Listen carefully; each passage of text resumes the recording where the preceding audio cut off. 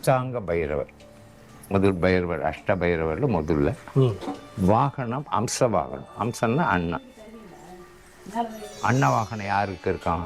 பிரம்மா கலைவாணிக்கு. அம்ச வாகனம். அம்சம் அப்படின்னாலுமே அம்ச ரூபிணியாகவே பகவான் விஷ்ணு இருக்கான். தசாவதாரம் 10, ஆனால் அவதாரம் நிறைய. அதில் 22ல் அம்ச வாகனம். ருரு பைரவர். ருரு, ஸ்ரீ ருரு பைரவர். கத்தி கப்பட்டம் அவருடைய 4 கைகள். அது கபாலத்து எடுத்தது. இது கண்டியூரில் பார்த்துருக்கலாம். கண்டியூர் பைரவருடைய ஸ்தலம் போயிருப்பீங்க. அப்படிப்பட்ட பைரவர் ருரு பைரவர். ஸ்ரீ சண்ட பைரவர். வில் வால் வேல். பின்னால் மயில், மயில் தொகை, மயில் மீது இருக்கு. ஸ்ரீ குரோத்தன பைரவர். பருந்து பின்னாடி.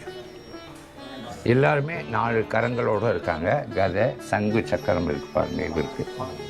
உன்மத்த பைரவர். ஸ்ரீ உன்மத்த பைரவர் ஒரு தண்டத்தோட கபாலத்தோட போருக்கு போவதற்காக, எதிரிகளை அழிப்பதற்காக அல்ல, எதிர் வினையை அழிப்பதற்காக.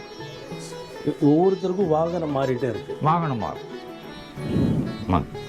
இது ரொம்ப முக்கியம். ஸ்ரீ கபால பைரவர். கஜவாகனம். கஜம் என்றால் யானை. இவர் யானை வகத்தில் வர்றாரு. இவருக்கும் அந்த 4 கரங்கள் இருக்கும். கத்தி, கப்பட்டா, சூலம், உடுக்க. ஸ்ரீ பீஷண பைரவர். இவர் மட்டும் இடது தாமரை புஷ்பம் வச்சிருப்பார். சூலம் இருக்கான்.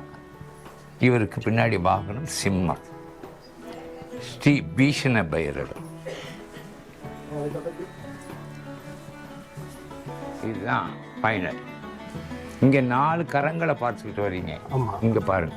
1, 2, 3, 4, 5, 6, 7, 8. ஸ்ரீ சம்ஹார பைரவர்.